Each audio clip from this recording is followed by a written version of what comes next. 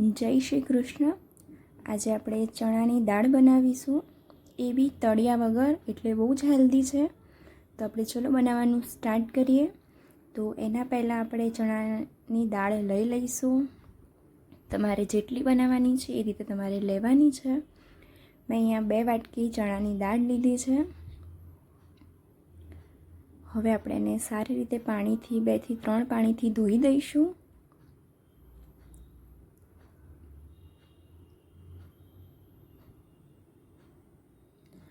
ધોયા પછી આપણે અહીંયા અડધી ચમચી હળદર, 1 ચમચી મીઠું અને થોડોક ખાવાનો સોડા જે આવે છે, બેકિંગ સોડા, એ એડ કરીશું અને બધી વસ્તુ મિક્સ કરી દઈશું અને એને ઓવરનાઇટ માટે પલળવા માટે રહેવા દઈશું.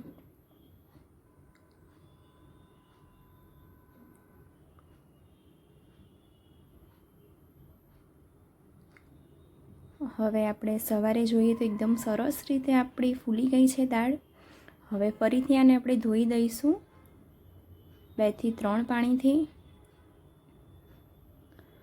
અને હવે મેં એક કઢાઈ લીધી છે, જેની અંદર હું પાણી એડ કરીશ અને સરસ એવું પાણી આપણું ઉકળી જાય છે પછી આપણે અંદર ચણાની દાળને એડ કરીશું. આપણે પાણી એડ કર્યા પછી અંદર 1 ચમચી જેટલું મીઠું એડ કરીશું.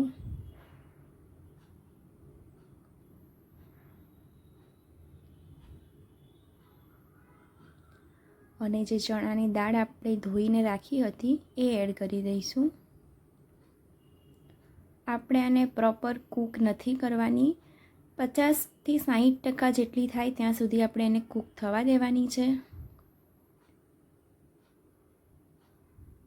એટલે કે 1 થી 2 મિનિટ, 2 મિનિટથી વધારે આપણે નથી રાખવાની.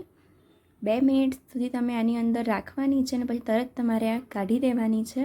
2 મિનિટ થઈ ગઈ છે. હવે આપણે દાળને કાઢી દઈશું.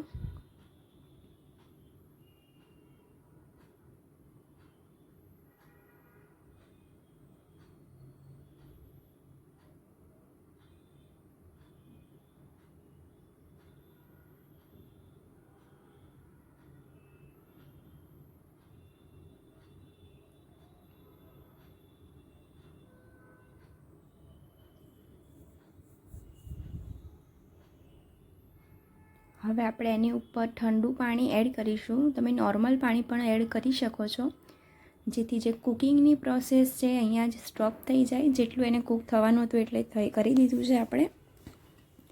હવે કપડામાં આપણે ચણાની દાળને આવી રીતે આપણે લૂસી દઈશું.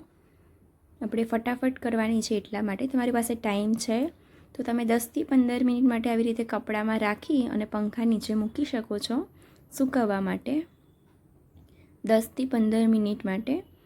અને આપણી દાળ આવી રીતે આપણે એકદમ સરસ રીતે લૂસી નાખવાની છે.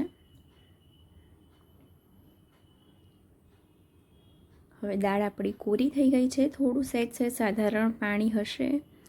તો હવે આપણે એક પેન લઈ લઈશું. પેનને એકદમ ગરમ કરી દેવાનું છે અને ગરમ થાય પછી આપણે દાળને એડ કરીશું. દાળ એડ કરતી વખતે આપણે ગેસની ફ્લેમ લો કરી દેવાની છે અને બધી જ દાળ આપણે એડ કરી દઈશું. હવે એને સારી રીતે મિક્સ કરી અને પછી આપણે ગેસની ફ્લેમને હાઈ કરી દેવાની છે અને સતત આપણે એને હલાવતા રહેવાનું છે, જેથી પહેલાં તો જે પણ પાણીનો ભાગ હશે એ બધો જ નીકળી જશે. આપણે એને હાઈ ફ્લેમ પર જ કરવાનું છે, તો એ ફટાફટ આપણી થઈ પણ જશે. અને તમને લાગે કે તમારી દાળ કોઈ ચોંટે છે કે એવું કંઈ થાય છે, તમે લો કરી શકો છો 1-2 મિનિટ માટે અને પાછી હાઈ કરીને તમારે શેકી લેવાની છે.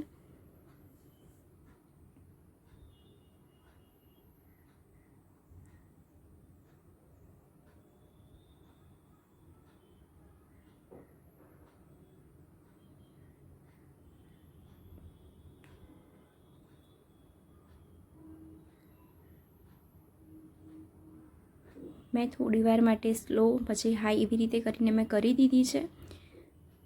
એકદમ સરસ રીતે તમારી દાળ ના શેકાય ત્યાં સુધી તમારે એને થવા દેવાની છે. હવે તમારે એની અંદર 1 ચમચી 1 થી 2 ચમચી જેટલો ઘીનો ઉપયોગ કરવાનો છે.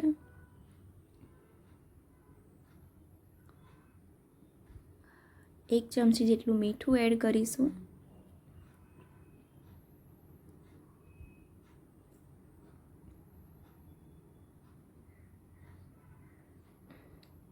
અને બધી જ વસ્તુને સારી રીતે મિક્સ કરી દઈશું.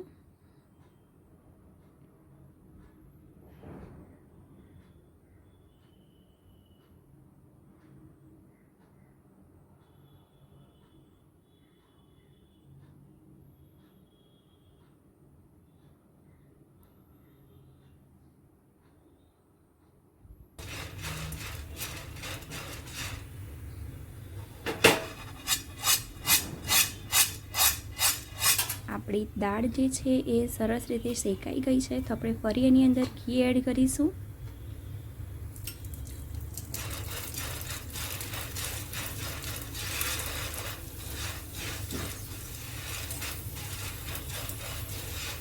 અને પછી જે આપણે મસાલા થોડાક એની અંદર એડ કરી દઈશું, જેનો ટેસ્ટ બહુ સરસ આવશે.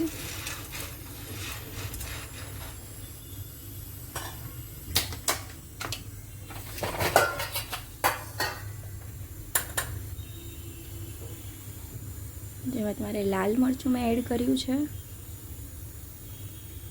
થોડીક હળદર એડ કરી છે,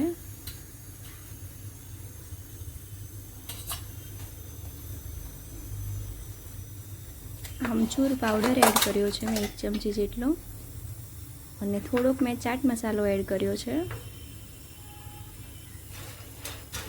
બધી જ વસ્તુને આપણે સારી રીતે મિક્સ કરી દઈશું. ખાલી જ્યારે આપણે મસાલા એડ કરીએ છીએ ત્યારે ગેસની ફ્લેમ તમારે ધીમી જ રાખવાની છે.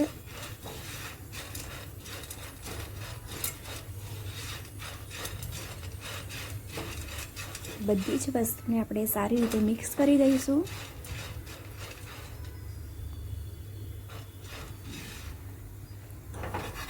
તમે આનો અવાજ પણ સાંભળી શકો છો. બહુ સરસ એવી આપણી દાળ બનીને રેડી થઈ ગઈ છે. તમે ચા, કોફી કોઈ પણની સાથે લઈ શકો છો. Thank you for watching.